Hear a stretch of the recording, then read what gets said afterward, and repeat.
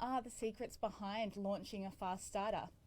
It is a pretty big market at the moment, and unpacking this massive topic here today, we've got an all-star lineup. We've got leading real estate coach and trainer at Real Estate Gym, Tom Panos. Welcome to the show. Thank you. Thanks, Grace. We've got the co-founder of Managed App, Tom Richards. Hey, Grace. Welcome. And we've got the executive editor of Real Estate and Consumer Wealth here at Momentum Media, Phil Tarrant. Thanks for having us. Thanks everyone for your time today. It's going to be a great hour. I can't wait to see what we get, how deep we dive into this topic, because it is huge. And our panelists will of course be taking our questions through Slido. So if you're not used to that, just go on to sli.do and the event code will be REB. That's all you need to do to start sending us your questions. But before we get into the nitty-gritty of the topic, Phil, I want to throw to you. Why are we here today? Why are we here? Well, what a big question. What a great time to be in real estate and join this panel with some esteemed colleagues. Tom, we've spent a lot of time last year navigating COVID-19 together on what's making headlines, and what a great way for us to transition into 2021 to continue those conversations in a very different light.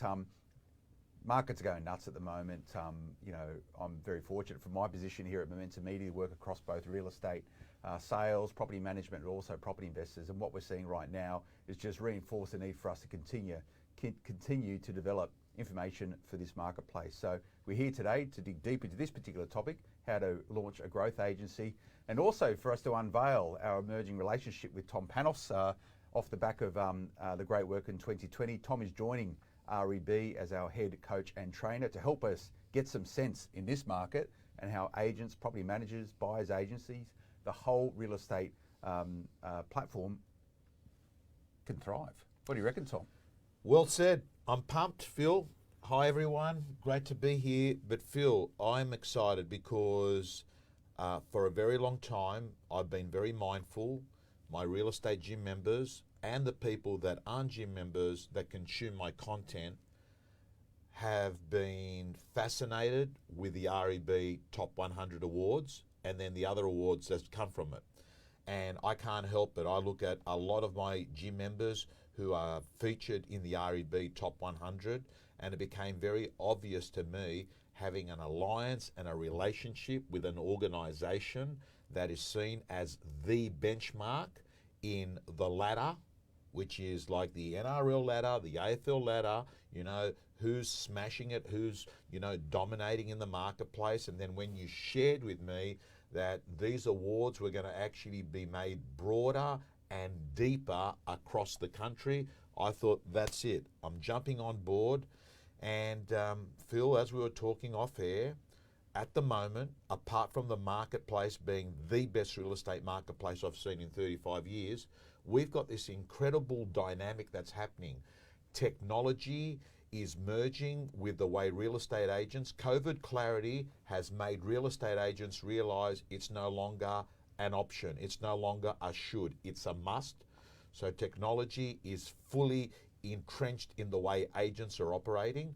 And in addition to that, we're seeing a lot of agents that have moved around, setting up their own little businesses, joining other hybrid type models.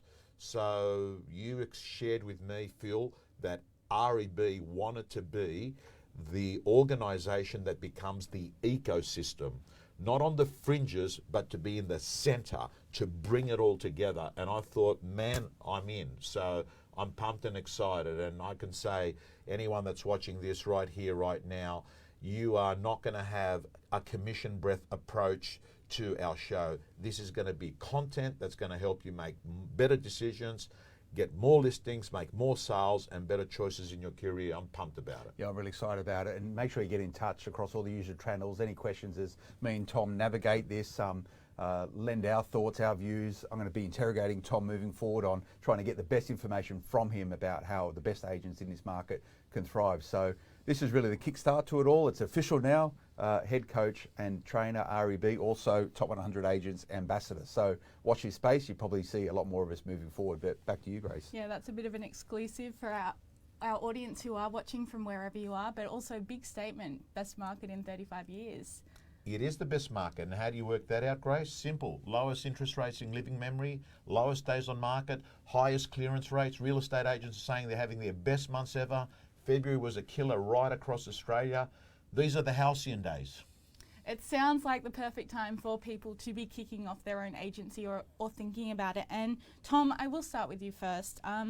My first question is, do I have what it takes to launch an agency? Like that's a question that a lot of people who are in the industry or are from the outside looking in.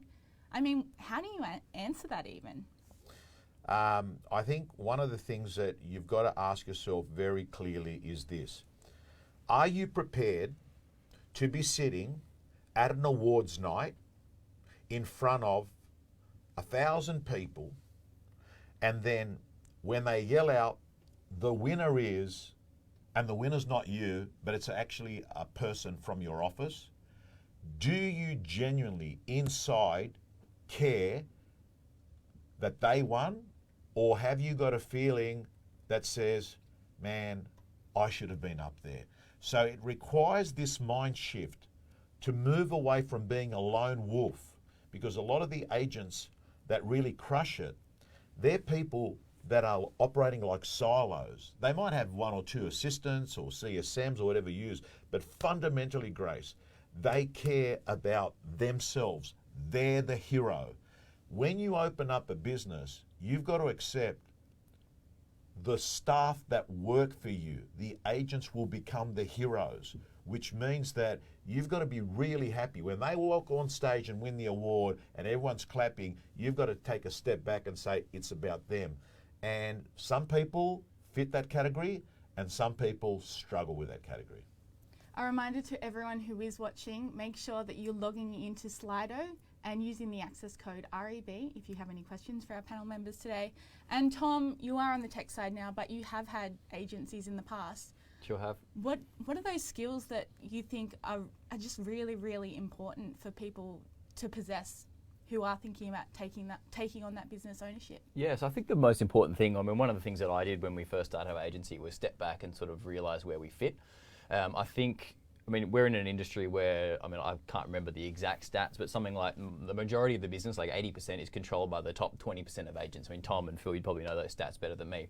But it means that the rest of that market, you're fighting for it with 80% of the people out there, and you've got a very small piece of the pie. So understanding what your point of difference is, I think, is the most important thing. So if you think you've got something unique to offer, and you really need to hone in on what that is. I think that's probably the biggest thing that I did when I launched my first agency, is just tried to develop some sort of point of difference to differentiate myself, realised that what that was in myself, and honed on that, marketed around that, and did something a little bit different than what everyone else was doing. What was that, if you don't mind? So for us, it was not smelling like a salesman, really. I think that was the most important thing for us. We went out, we had a team. We sold about 50 properties in our first year or something like that, just a team of 3, and that we were 22. We had no idea what we were doing. But the thing was, we were quite down to earth. We didn't dress up in suits and drive around in real fancy cars and all that kind of thing. It was more about being genuine and really looking at setting ourselves apart from what else was out there. But we also picked an area that we knew really well. Obviously, we worked in our patch, and we were in Surrey Hills at the time, and we read that demographic quite well. And you know what the demographic in Surrey Hills is like: young, professional. They're switched on. They know exactly what they should be getting in terms of service. So we made sure we tailored it to be a much more personalised service for that particular market. And obviously, we're talking all about fast starters and having that immediate growth. Phil, what are some of the things that you're seeing in those skill sets that people have when they're starting agencies? You know, we're talking with real estate agents and business owners every day. What are some of the things that really help people to stand out from that pack? Like, what are those, drilling down to those actual skills that people need to have developed? Yeah, I think to start with, you need to have a passion for real estate. If you don't care about it and you think it's just a job, I probably wouldn't be trying to kick off an agency, whatever the agency looks like. And let's remember also, if you want a career in real estate today, or you want your own business in real estate today, doesn't necessarily need to be in real estate sales. You can be a buyer's agent. There's a whole plethora of new organisations coming through with people who are passionate for real estate. And I think about Smart Property Investment, one of the platforms we have at Momentum Media, where passion for real estate doesn't necessarily equal real estate sales. Passion for real estate doesn't necessarily equal I want to become a property manager. Buyer's agents is another huge thing, but you need to have that passion. Make passion your paycheck. I'm going to claim that off you, Tom. You've said it many, many times, and I think it's absolutely fundamental if you want to go down this pathway. But My view of it is that you need to do it differently than how it's been done before. You spoke about those stats, the 80-20 rule. You see it across every single industry. You've got to do something different. You've got to stand out from the crowd. And the old way of doing stuff is very different to the new way things are going to be done. Pre-COVID, post-COVID. Let's talk about it. It's the way it's going to be moving forward. COVID-19 has accelerated the speed of change in real estate. If you're not a technologically enabled property professional today, you're not going to be able to compete in this market. It's absolutely fundamental. Tom, I know you work with a whole bunch of different organisations who are augmenting and enabling agents and property managers to do their business better, and that's the only way you're going to be able to grow an agency today, is leveraging technology, but applying the most important thing in real estate, the human touch. Yeah, so technology is not substituting the real estate agent. It's complementing the real estate agent. And I fundamentally believe that the model that's going to work long term, and I was training an office yesterday, they do 1,700 sales a year, 1,700 sales a year. And what I've noticed that they're good at is high tech, high touch, high tech, high touch. So they use technology to make things more efficient. Example, instead of you trying to work out who do I call today, because we know you've got to talk to people.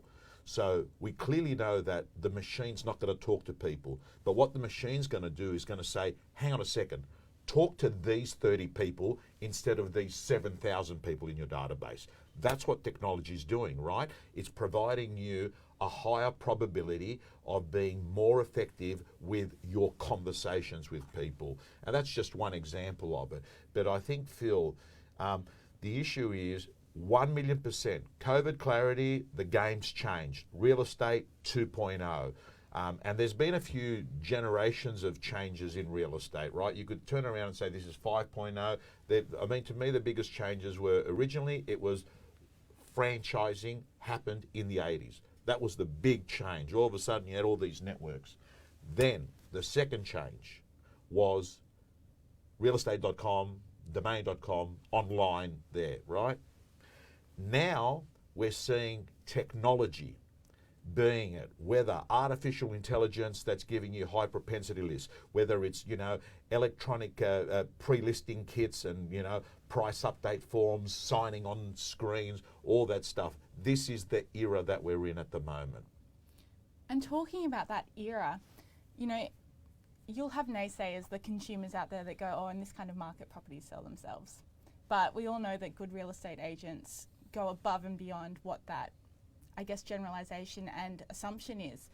But are there benefits or are there also disadvantages to actually starting your own agency in this market? Phil, I might start with you for this one.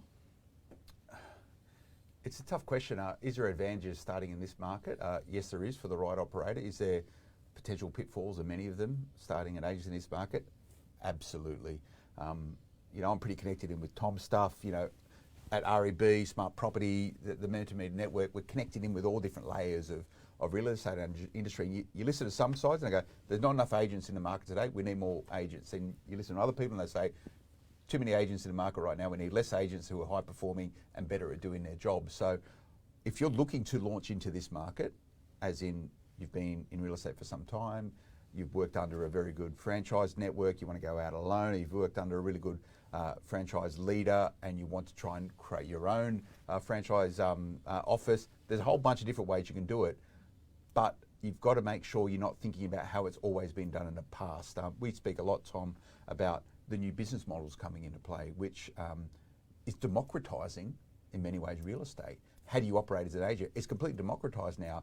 And that's great because there's a lot less barriers to entry, a lot less cost to entry. That's a good thing.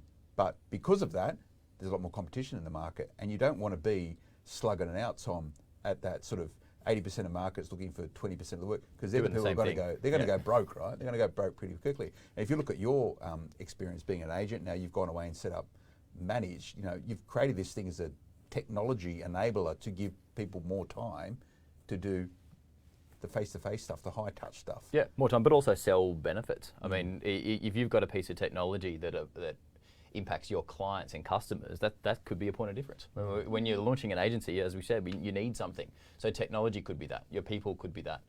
your area could be that. I mean, I know a lot of agents that launch in different areas just because they're up and coming. They've got an opportunity there to break into something that was typically neglected by real estate agents. Oh, I don't want to sell there. I want to go and sell fancy, shiny property down in Double Bay. But I know some of the most prominent agents that we know have launched in up and coming areas and really carved out that patch for themselves. So just thinking about all those different variables, not literally just taking an office, getting a stock standard website, and then walk out to the market saying, hey, we're different, when there is no real substance behind that statement. Well, most people say their difference is service, right? And service isn't a point of difference. Exactly. You must hear it all the time, Tom. But Yeah. do most people fail kicking off a new agency? Or how do you set yourself up so you don't fail is probably the better question. Okay. So the first thing is you don't sit there in the back of the room when the boss is away and you find another salesperson that you enjoy having a coffee with and sit there and create a 5-minute business plan where you say, you know what, we're getting paid 60% here.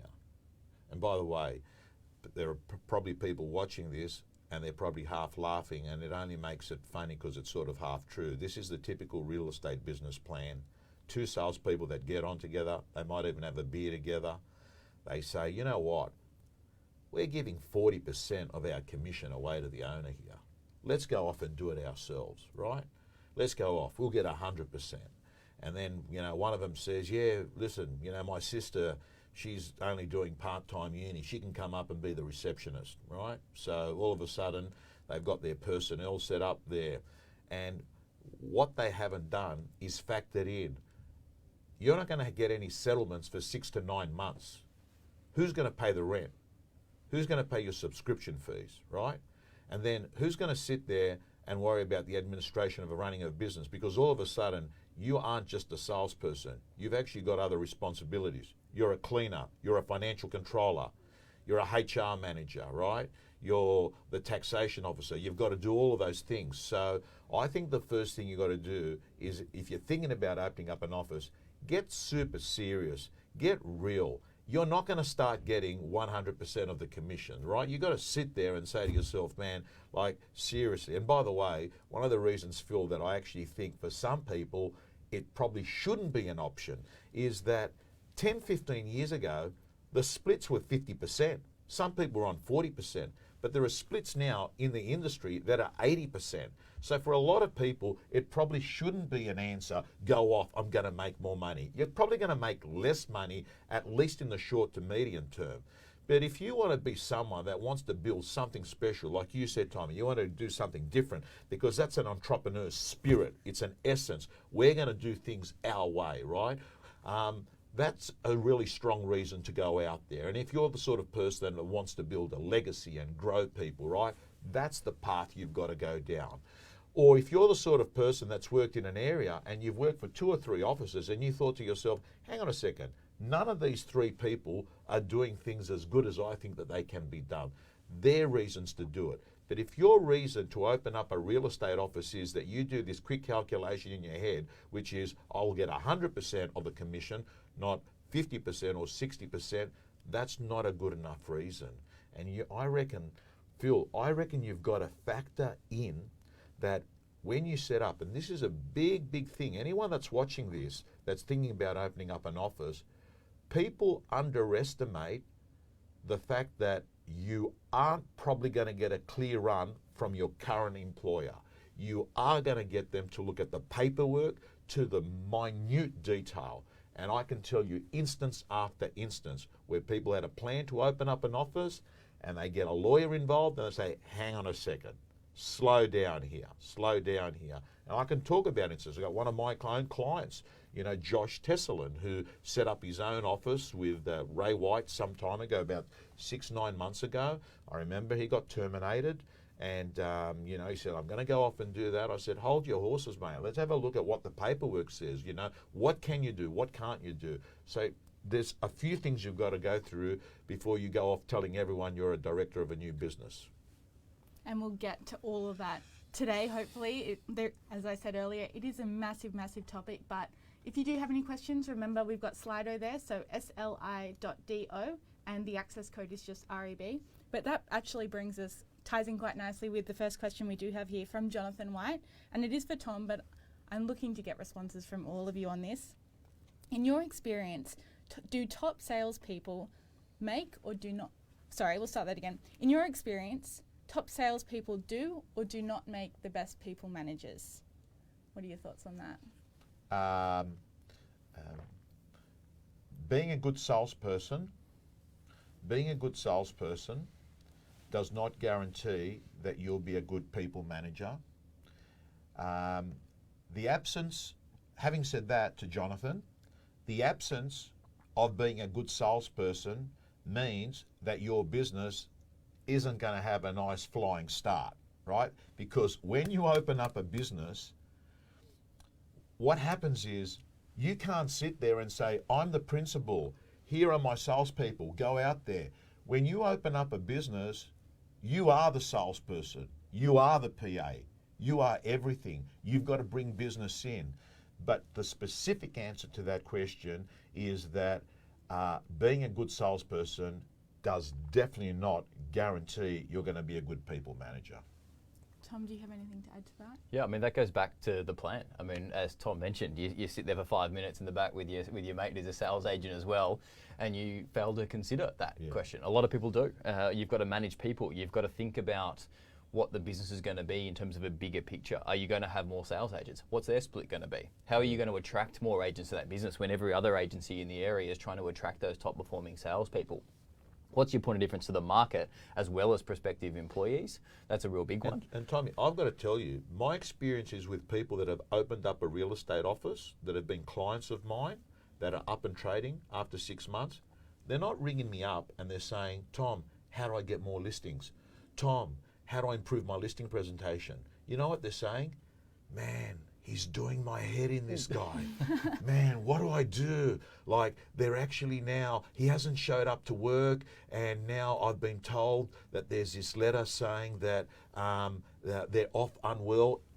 All business problems when you open up a real estate office are people problems. Yep. Or when they give you a call saying, "Oh, my property manager's just resigned. How do I do this again?" Yes. Yes. So what's the password to get into the system? Exactly. Yeah. How do I access this? How do I run this process? So, but the bigger picture as well, and that property management as well, because we haven't touched on that, is obviously another big reason why people break away. Right? They want to build an asset, and once you get that asset, that's bread and butter for the business. Tom made the point of before, who's going to pay the rent the next 6 months? That could be your portfolio. So have you got a strategy around getting a base in the business? A lot of agencies sell all the time. You've got rent roll brokers out there. You can go and buy 20, 30 managements and get some funding for that and use that as the basis for launching your agency, because hey, you've got instant clients, you've got instant revenue, and you've also got a business that's already set up. So you could go and look at taking over something like that. So thinking outside the box, you don't just have to go and pick a location and go out with your mate and just start selling property again. And there's lots of different ways to do it. It's probably not the best idea either, really, when you are looking at those really, really established, if you're trying to compete with those established agencies that already have massive market share.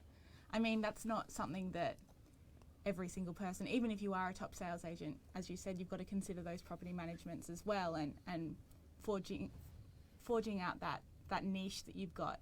Phil, I guess that comes back to why we actually look at all the aspects of property with REB and SBI, and you know, we look at top sales agents, but then we also look at sales officers, and they have completely different makeups, don't they? Different skills, and it goes to show how broad real estate is, the types of businesses, but also the roles within them.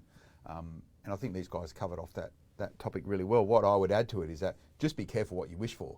Just because you're good at sales does not mean that you're going to be a good business person. Two very, very different jobs. And I've seen salespeople who are exceptional at sales making a lot in GCI who become business people, and it takes their soul.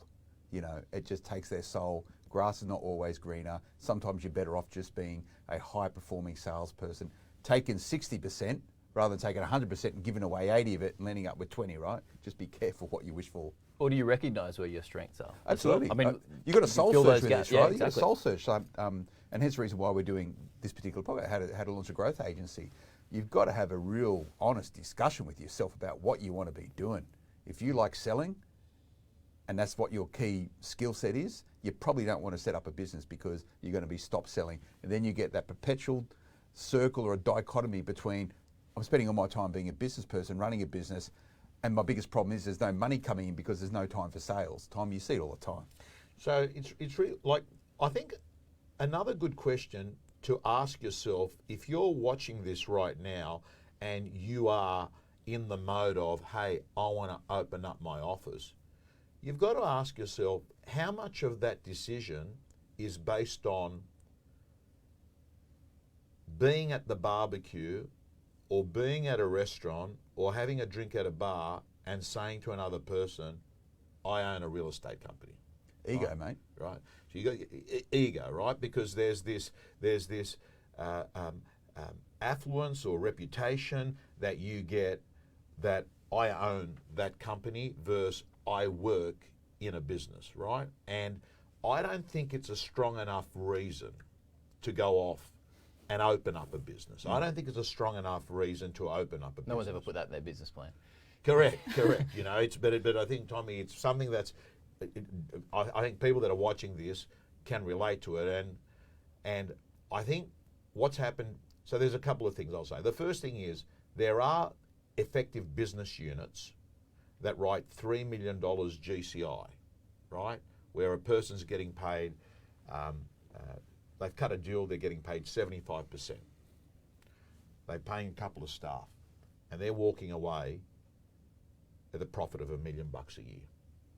And they leave and they take 4-6 weeks off a year, and they're not sitting there worrying about all the legal requirements of running an actual full real estate business. And then you've got other real estate businesses that, you know, offices where they're writing, you know, $1 million. I think one of the attractions, and you alluded to property management, one of the attractions is that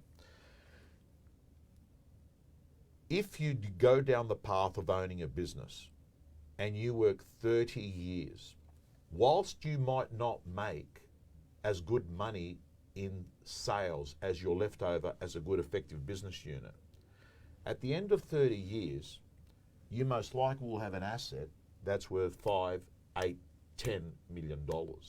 Whereas the same person that went down the path of an effective business unit, they weren't building an asset base, because sales goodwills, whether you like it or not, they're not worth much, right?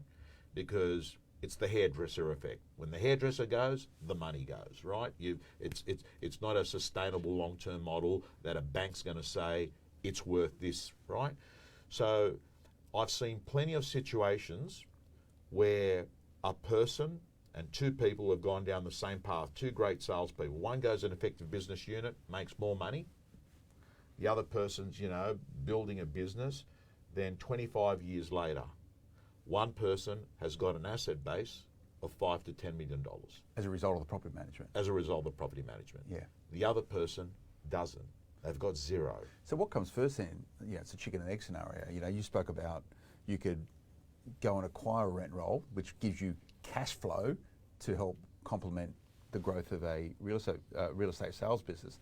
You know, you talk about it all the time. I read your stuff, Tom, about diversification of revenue. Like, is that the only way to launch an agency now, is to have both channels? Oh, I don't think so. I mean, we see exceptional organic growth. I mean, the industry to date, property management has had pretty poor service levels. I think the number of clients that are unsatisfied with their PM is probably still quite high. And we used to see it all the time. So having That's right. I'm a property investor, right? Yeah. I mean, I always moan about mine. I mean, we like your property. Not alive, Phil, remember? No names. So the opportunity out there for organic growth is still huge. I mean, we see it all the time. Some of our top performing agents that our clients have managed, they use that point of difference and they win business hand over fist. So I don't think it's necessary for you to go out and buy something. It's just a fast track. But remember, you're paying a multiple on that as well.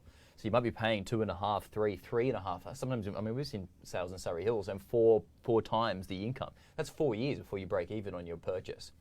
That might not be the most sensible decision. If you're a great agent, chances are you've got great contacts, you might be able to pull those clients together really quickly. But I've got to tell you, I mean, a rent roll is still, to me, a really attractive investment, because if you turn around even at 3 or 4 times, right, you compare, if you have got a real estate office, compare that to buying residential investment, shares, commercial property. Nothing comes close Yep. to the return. You're right. mean, Yep. nothing comes close. It is a great investment, and I agree with you as well, Tom, on the organic versus buying. Both models work. I'll give you two case studies. The agency, Matt LaHood, his model is that they often go off and they buy the rent roll, and then they take the salespeople that are in that business to work as sales producers. As a growth strategy. As a growth strategy, right? Then you've got, an REB winner, Adam Freitas, who has won a number of awards, and I think he's the current winner of the total REB award. It's the last one that you give on the Excellence night. Award, isn't it great? Excellence, and he's a BDM manager. I mean, Adam Freitas does, I think, around 200 new managements a year. So he operates as a salesperson for Rain and Horn at Newtown. He operates as a salesperson, but not listing properties for sale, listing new managements. He operates, so that's 200 properties. So instead of them going off and saying, we'll buy these 200 properties, he's employed, I don't know, $100,000 deal plus bonuses there, and you go in there and you bring in 200 properties a year. See, but that as an asset is a huge asset for a growth agency. And you talk about these two different channels you can go down. You can go down sales, and you can be a highly effective salesperson and bring in money perpetually. I'll just quickly or you can grow a calculate business, right? I'll calculate it. So what's that look like? You pick up 200. So let's do this. You pick up 200 properties, right? Yeah. So in $600 a week, Average rent, $700. yeah, probably $700. It's probably higher. Yeah. It's probably It's a big 700. market right now. Sorry, Phil. You've been corrected there. I was looking for an average just anyway. Yeah, well, I guess we are talking risk versus return, aren't we? You need to be looking at what might be the lower Potentially. rents as to 52. what the potential actually is, and that's always going to change, Yeah. isn't it? Yeah. That's While something we while need to Tom's doing think that about. calc as well, you've also got, when you buy a rent roll, it compounds your marketing as well. True. If you go out and even just a small one, 20, 30 properties, you've now got 10% of those properties churning over, doing new leasing, you've got your signboards up everywhere, you've got content to market around, you've got activity that's happening in your area immediately, not just the sales that, like you said, might take a little bit of time to get going. You've got immediate traction in that marketplace by having that small purchase. That's another benefit of snapping up a rent roll as So well. 200 organic new managements. What's One and a half million asset. That's pretty That's big. mad. $1.5 million. I mean, you pick up 200 managements. You've basically, mate, what have you done? You've picked up a terrace in Newtown. That's because that's what they sell for, one and a half million, right? You've picked up. So that's the point. This is a serious business PM, right? Yeah. But I also, having said that, I also have to tell you, I don't necessarily think that and you might not agree with this, Tom, but if two salespeople come together, right, and they set up a business, and let's assume they haven't been sitting in the back of a room and they've got a milk bar business plan. Let's assume they're a serious operation. They're launching with listings. They've got profile. They want to do things differently. They've got 6 to 8 months cash available there for settlements. I probably would put my energy and focus in the first year on listing and selling. And the reason why is there's a great saying, I think Bob Hawke said it, often the things that scream loudest are not the most important. So you don't want to get caught up in a situation where you've launched this business and then what you're trying to do is bring in $20,000 commission sales, right? But then you've got this tenant saying, no, it's got dampness here. I need someone to be coming out there, right? You don't want to have the distraction of the $30 a week of property management in the early stages. You want to build a base, and I've seen salespeople have real challenges and issues, particularly if they've never gone up the path through property management and they don't want to go off and pay the 80, 90 grand to get someone in property management to do it. So you've got to sit there and make some strategic decisions on when you actually double down on PM. Yes, stick to what you're good at and get creative. I mean, if I launched a business, if Tom and I walked out of this door now and launched our own agency and neither of us are good at PM, you can get creative and do deals with people that have got a portfolio. I mean, you can refer with the technology now allows you to split off businesses. You can negotiate on some split of that revenue, pay them to look after and nurture that portfolio until it gets to the point that it warrants paying a salary, that 80, 90 grand that Tom's referring to. You don't need to pull that into your own brand at that point. You just think about the bigger picture. Get somebody in there, we'll nurture, send all your clients over there, they'll come back to you, get the deal tight, make sure you know it's worth it for both of you. And then when it does get to that point, you can pull that portfolio back under your brand, hire someone, and you've got that bread and butter income coming straight away without any upfront input or capital that's required. So there's not one way of doing these things to get to that end goal. There's so many different options that are available if you are launching your own shop. And I think it is important to flag that, business owners in this day and age don't have to take that traditional route. Yeah. And why would you want to? There are so many agencies out there that are doing things the way things have always been done. And is it necessarily the best way forward? I mean, it's worked for them, but that's not saying that it's going to work for anyone else. On that topic of risk and return, I would love to hear all of your opinions actually on this one. How cautious should people be if they are looking to branch out and start their own business? Or on the other side, how optimistic or aspirational should their views on their risk and return be? Tom, do you want to start? Yeah, I'll start. So I think the first thing I'll say is, if you're going to make it big in business, you've got to accept that there's risk. Because if you don't, you're never going to go for it. So that's the first thing. The second thing is, I think you've got to factor in the commercials for around 6 to 9 months of you having operating expenses without settlements coming in, right? So if we just have a look at the lag in real estate, you open up in January, February, March, you're out there hunting for listings. You get listings. You then spend 6 weeks servicing those listings to get them sold. They then sell. So all of a sudden we're up to the 4-month mark. Then you've got 6 weeks before they settle because there's no cash coming in. So all of a sudden we're up to June. So there's my 6 months. You need 6 months cash, right? You need 6 months cash. And that's assuming that things happen in January, February, March. So that's why I say 6 to 9 months, right? You're going to be able to go to bed sleeping at night knowing, okay, we didn't get any listings today, but that's okay. That's factored in, right? So I think you need to go through that process, Grace. And that's not, being cautious or being optimistic. That's seeing it as what Rupert Murdoch says, not seeing it as better than worse it is, seeing it as it is. And that basically means that you've got access or there's cash sitting in your bank account now to cover you for that period. For sure, Tom? Yeah, I mean, Tom's right. The expenses don't sleep. They will start the moment you step out that door of that current agency. You've got overheads, and they're big. I mean, domain and real estate subscriptions alone, even if you're not listing anything, you still got to pay for it, and it's big money that's going out the door every month. So you really need to get tight with your forecasting and the cash flows, and make sure that you've got enough space. You need to be able to breathe. And then you've also got to make the decision as to what's important in terms of an overhead. Do you really want a fancy office? Do you need a fancy office? Is the street, I mean, that's always been a debate, that goes right? to new business models, right? It means exactly. it's the lower barriers to entry. Yeah. Is that fancy storefront still warranted in this day and age? I mean, that's an argument we see all the time. I've seen countless articles on that written as to whether it's really needed or not. A lot of agencies still have the fancy office, and that might be to attract people. But I think, personally, it's more to attract staff members. Right? So, and if your business model for that first 6 to 9 months is just getting listings, I don't think your customers really care whether or not you've got a fancy office with a receptionist and iMacs everywhere and big LED screens, and it's just not warranted. I've seen plenty of good agents do deals in coffee shops and work out of their home office to get started and just scrap for a bit. And I think that back to an ego point that Tom made before is get off that high horse and just get stuck into it, because then that's 10 grand a month that you could be saving and buy you a little bit more time to get some more listings. And so just be a bit more realistic about what's going to be coming out the door, going out the door when you get started. I think it's fair to say consumers don't really care about growth.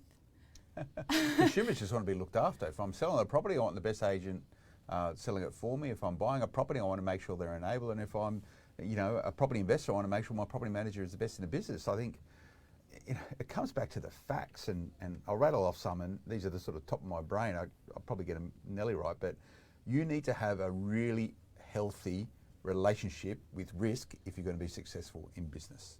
You can't turn it off. It's there forever. And when you start employing people is when you get huge accountabilities. When people are relying on you to make sure they're going to salary to pay their mortgage, to keep their family or school fees, it's up against you. Now look at the facts, 2.6 million businesses in Australia, of which 3,500 or thereabouts are large businesses.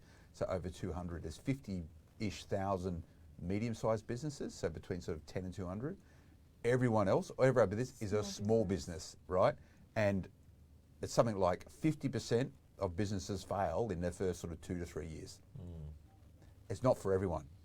It's not for everyone. And you've got to, I think, Phil, to me, I give the simple exercise to anyone that comes in and says, Tommy, I want to open up an office, want to run through a few things past you. I just say to them, before you go on, I want to let you know. I want you to answer this question. There are three people. One's the artist, one's the manager leader, and one's the entrepreneur. Let me describe. The artist is someone who's a salesperson who loves the psychology of selling, loves doing the auctions. They just love the science of real estate. They love being a sales agent. That's number one. Number two is the manager leader. That's the person that loves coaching, mentoring, organizing. And I said the third one is the entrepreneur. They love risk. They love doing things that others aren't doing. They love creating. They love doing things differently. Can I ask you, which of the three do you think you are? It's a good exercise to go through because what you want to do is to make sure that you're playing in your role, that's your natural propensity. That's when you start having an ELF business, effortless, lucrative, and fun, because you're actually playing to your strengths.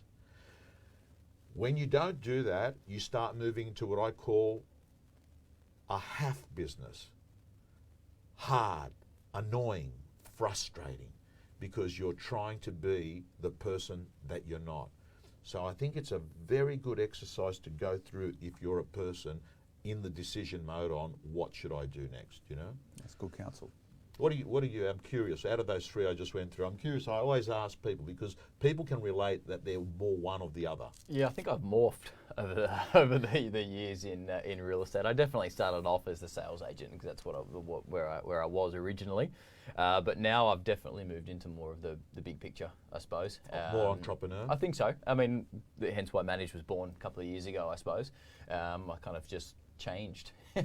It's I've done the sales thing, and I did want to look into a more of a big picture business for myself and do things a little bit differently, as you said, get creative with it. So I think that's where I fall now. Phil, what are you? I'm curious. You know me pretty well. Yeah. What am I? Third one. You reckon? Yeah. Can you be all three? Oh, I think, Because I think, and the reason why I say that, I think to be successful in the third one, you need 1 and 2. You absolutely need 1 and 2, particularly when you're kicking off, because you've got to do all that stuff, right? Yeah. Don't know. So I think, can you be all three? I think you can have elements of all three, but I think there's going to be a propensity that you're going to be heavily weighted. Can't own all three. Yeah, Can't own all three. Yeah, can't own. Yeah, but I do think I have noticed some people. So the last one's an interesting one, the entrepreneur, right? Because the entrepreneur has to have what I call a high threshold for uncertainty and risk. Good point. Right? You need to have a high threshold. You've got to enjoy it. 100%. And you've got to accept that it's going to be chaotic, right? And there's, order and chaos. There will be more chaos on that side as things are, you're launching things. And resilience comes into that too, right? Bouncing back when that ride risk the highs does and lows. actually happen. Correct. I mean, you're going to go from the heights of exhilaration to the depths of depression in 24 hours. And you've got to be able to understand, and you need to have strategies. And I think good entrepreneurs, they're always going upstairs, but good entrepreneurs create like a balustrade or a rail to hang on to, right? So they know that it's still going to be an uphill battle, but they create these, mini rituals or habits that sort of get them through through that. But listen, I love talking about this topic, and I'll tell you why. Because it's not a topic that is freely discussed. And the reason why is that chances are the girls or guys that are watching this that have got aspirations to open up an office, they're too scared to actually tell their boss. The boss doesn't want another competitor. They're too scared to actually tell other people in their office because they're scared that that other person in the office is going to go up and say, oh, do you know that Belinda's thinking about doing her own thing? So often it becomes a topic that's not really ever spoken about. It's taboo, is it? Yeah, it's a taboo. No one wants to know, hey, this guy's thinking of leaving and setting up, right? So I'm glad we're talking about it. Well, hence the reason why we want to democratise these conversations through REB, right? This is the reason why we've brought you in as head trainer and coach, so we can go where the industry might not be comfortable going sometimes. 100%, and I think we've got to do it, because if we don't do it, we're just going to be repeating the same old rhetoric that's out there all the time, which sounds nice, but it doesn't actually really add value. Yeah, and before you sort of next question, Grace, but the point I would say is every single person in business has been that person at some point in time. 100%, man. Your boss, if you're going to your boss and you're saying to your boss, listen, I've made up my decision, I'm doing this, and your boss thinks, what? I put training and development into you, I took you to the ARIC conference, I did this, I did that. Man, don't forget, you did it to your boss, pal. But that's how business works, isn't it? Yeah, yeah. It's a cycle, and people are going to, lose valued staff, but they've made them into, I guess it's a legacy thing, and people are going to carry on good business practices that they've been taught in other businesses. Well, I think a follow-up for us on REB is to actually, there must be alternatives then. Like, you don't have to go and do it yourself. There might be other ways within a ecosystem that already exists that you can create your own mechanism or engine for generating more income and creating growth and value. But anyway, for another topic, we've got thousands of topics here. So many topics, but as you brought up, Tom, the partnerships thing, how you go in and you can, leverage other people's insights, maybe bring in business partners in ways that you maybe didn't think of before. But I guess looking back on that staffing issue, there's so many topics here that we could discuss, but I just want to bring up quickly, we do have a question from Anonymous actually, but what preparation and challenges do you need to anticipate with turnover of committed staff who are running your admin? And I guess a root question to that might be, what kind of staff should you set up when you're starting a business? And how do you deal with people are going to be moving on, people are going to be going different places, people might have different growth trajectories to what you're expecting. Who wants to go first? I'm going to pass this one because I reckon for the sake of time these guys can cover it. Yeah, I mean, my thoughts on that when setting up is I like to keep things lean and non-committal at a very early stage. So with administrative tasks, I mean, I'd want to spend my HR money on skills, not just general admin tasks. So I'd be looking at what I could do to automate it with tech. Firstly, tech is the number one. It's definitely the cheapest. It's a lot cheaper than having another bum on a seat next to you. But there's also plenty of outsourcing business. You've got offshore. We see it all the time. You've got offshore to cover your general admin. You've got bookkeepers that are freelance bookkeepers. They'll keep your finances in check. Go and find good resources that you don't have to keep on the payroll, because that will free up your budget to spend on maybe your marketing or buying yourself a little bit more roadmap, right, in terms of your budget. So I wouldn't commit to a big expense like that when there's so many other outsourced resources and technology available. But it still does free up your time, doesn't it? As For well, sure. to help you focus on the things that you want to be focusing Exactly right. on. Time's as the a most business valuable owner. commodity as a business owner. Yeah. Do many of you have that time? One thing, as you were reading that question, I couldn't help it, but the author of that question, Anonymous, asked the question, what are some of the issues? How are we going to cope with this? I reckon when you're at that stage, what you should say to yourself is who, not how. Who, not how. And what I mean is, if you think about this concept, Phil, you've heard me say it before, the pilot doesn't serve drinks on the plane, right? So you're not going to sit there and you're going to say to yourself, how are we going to, feed and drink 100 people sitting on this flight 460 going from Sydney to Melbourne. What you're going to say is, who's going to do that? And I think it comes to your point, Tom, where you turn around and say, these are the things that need to get done. Who's going to do them? Some of them can be done by a salaried employee. Others can be done by outsourcing.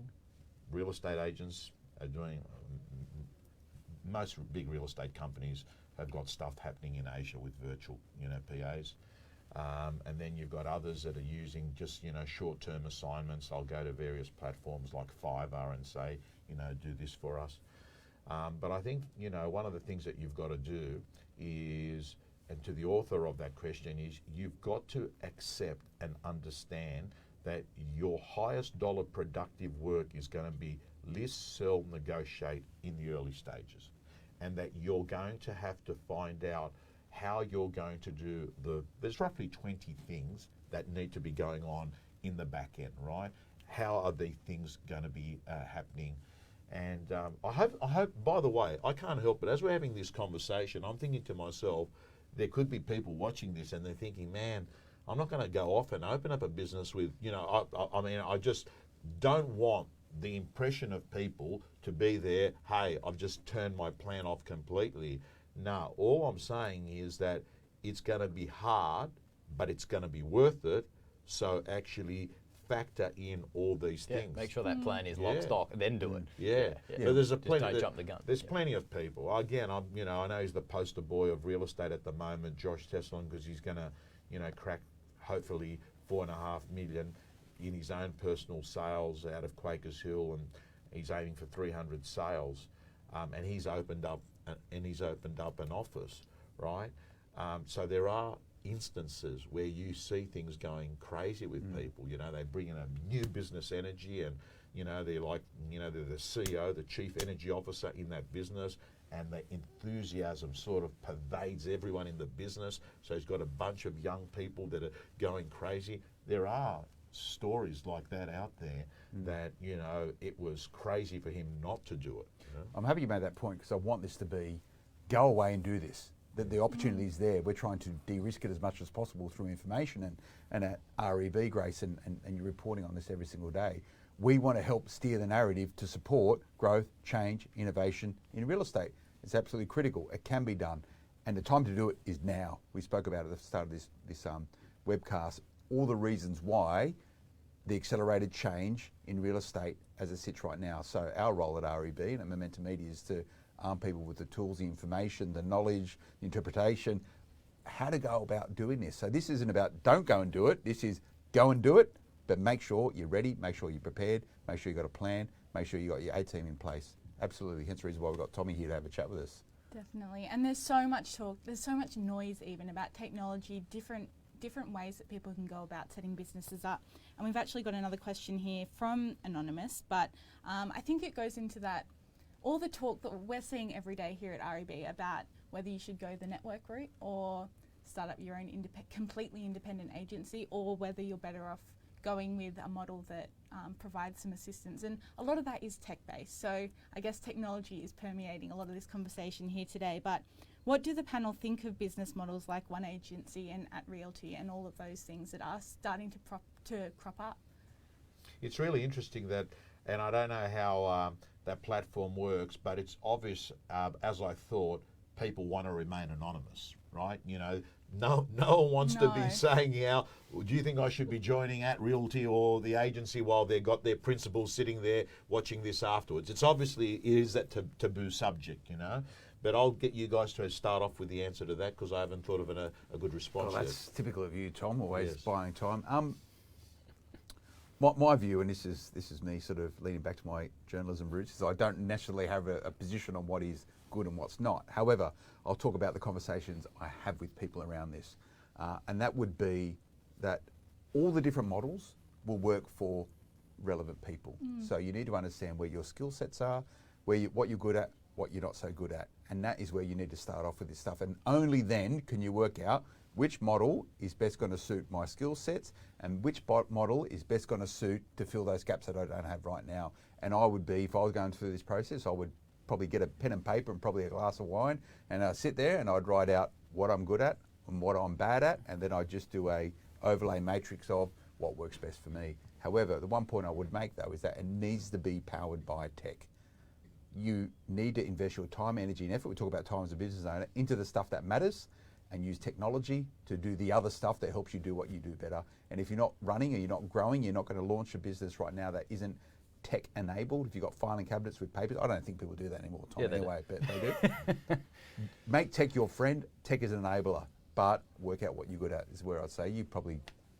Yeah, I mean, I'll add to that. I mean, but tech's not exclusive. Right? No, it's not. Tech's readily available. You can get online and be set up on tech in 5 minutes flat. It's not hard. So to answer the anonymous question, I mean, if I'm looking for a house and I walk into five houses, I've got 5 different sales agents telling me that house is the best. I'm just not going to take their word for it. Right? I'm going to do my due diligence on every single house that I'm considering. I'm going to look into it in a very deep way. I'm going to get my inspection report. I'm going to look through the strata plan. I'm going to look at absolutely everything about that property and determine which one's right for me. And they should be taking that exact process, whether it's their own brand, whether it's one of the smaller, these independent businesses, whether it's a traditional franchise, what fits best for them. Get the pitch, get the information, do the due diligence and work out the point of difference and what's going to work best in that area. It's not just, oh, this guy's great, yeah, let's go with that, or this model works, because at the end of the day, they each have their own point of difference as well, right? Otherwise, what's their point? And to take it out, I'm going to try and telegraph Tom's answer. And the key thing that you said there to me was brand. So this is the importance of brand in this market. Is the brand the sign on the door? Is the brand the person? And no doubt this will help steer your decision making in what model best suits you, Tom. Phil, when you launch a new business, getting the brand of a big network is going to be useful, but the value of that brand will diminish as time goes by, right? So what will happen is that and I'm not going to give examples of any of the brands, I'll say you just pick a brand, it's well known. What actually happens is the community knows, they're aware of it, right? As time goes by, what happens is your personal brand will go up and they'll start relating to it. And it doesn't mean that the brand's no longer important, but what I'm saying is when you look at the proportion of the value of the brand, it's heavily weighted in the early stages, right? And that's why many people, and I'll talk again, not scared to actually name names. You look at, someone like Gavin Rubinstein, well known, probably the highest profile social media agent, and he's going to get higher when the TV show starts in June. They finish the series, and he's going to be like the Frederick on $1 Million Listing, but the Aussie version. So what happened is he had a strong personal brand, but he still chose to go down with a national with the Ray White, the national franchise brand there, because he still saw value, and he did have a strong brand, right? So I think you've got to take into account that at various times in your journey, brand may have more importance than at other times. So the point, and we're talking taboo topics here, right? So we're happy we can chat them here because it's not going to happen elsewhere. The importance of brand, and whether that's a half-life, this relationship between personal brand and real estate brand, the balance of that. I think, and my view of this, Grace, and you sort of put a lot of commentary on realestatebusiness.com around this, is that there's an appreciation from your established brands, and some of them are legacy businesses, multi-generational legacy business, who are going, hang on a second, the way that we've always done it is going to work in the future, considering technology as an enabler for reducing barriers to entry and empowering new real estate businesses. So what are you hearing? You don't need to name names, Tom, but what are the major brands doing to make sure they can still cater for those people that want to operate like as Gavin has done, the power of the brand matched with personality, versus people that want the other stuff? Are they going, let's not talk about it because hopefully it'll go away, or are they embracing that opportunity and thinking about the future? Because if they don't do it, I think people from external to Australia are going to come in here and say, hang on a second, we can create something here that matches brand with a more fluid and modern business model. They're grappling with it, Phil. They're grappling with it. Is it a painful experience for them? They're grappling with it. And I'm not saying that turning around and saying, no, it doesn't exist. There's very, very, very clear now. You've got a few tensions happening out there. One of the tensions is the power of the salesperson versus the power of the office, right? Another tension that you've got is when you are a franchise, how much do you push the boundaries to add your personal touch to your own franchise that might not be aligned with your franchisor's perspective or what branding should be, right? Like for instance, I don't know, they'll say, hey, but McDonald's does this thing here. But even the truth is, what's happening is we are seeing the networks. We're beginning to see the networks turn around and say, okay, it's important to this franchisee, I'll sort of let them do this, right? They're understanding it. But it's not an easy issue, because if it was an easy issue and you've got a network of 500 offices, 600 offices, do 500 or 600 people put their unique flavour in something, and then all of a sudden... It's not a franchise anymore. It's not a franchise anymore. So it is a challenge, but I'm going to say that they are trying to work with it, and COVID clarity has forced people to work with it, because there's multiple other options out there for people to take if they're not going to work with people. There you go, plenty of headlines for you there. Yeah, that's definitely an interesting take for the end of this. But as I said earlier, I knew we were only going to scratch the surface on this topic, and I think brand will be a big thing for us going forward. I'm going to have 5 or 6 SMSs and people on Facebook that are going to have strong views and opinions on it. I know how it is, but as I said to you, Phil, before the camera, I actually think real talk is what engages people, right? And if it means along the way that you're going to, have a few people have strong things and say, oh, that's rubbish, no way, blah, blah, blah. Hey, no one's got a monopoly on the truth, right? Yeah. Well, I think also, we're REB, myself personally, Grace, yourself personally, Thomas, we're all highly invested in the ongoing growth of this great industry, this great profession that we all work within. So I think to do that, we need to be mature about it, and let's debate these topics, and what a great start. And that's why we have this as a series of masterclasses. So make sure you're keeping an eye out for that. I'm sorry to all the people whose questions we haven't got to, but we will take them on notice and either answer them in an upcoming masterclass, or as well, we'll post them up on REB as well. And feel free to send any other questions through at editor@realestatebusiness.com.au, and we can direct them where they need to go to have them answered for you. But that is all we have time for today. So make sure you are subscribed at realestatebusiness.com.au and stay up to date with us on our socials. But until next time, thank you all so much for taking the time today. It's been a great chat, and I can't wait to see where we go with this topic next. So I guess stay tuned and stay safe and well. Bye-bye for now.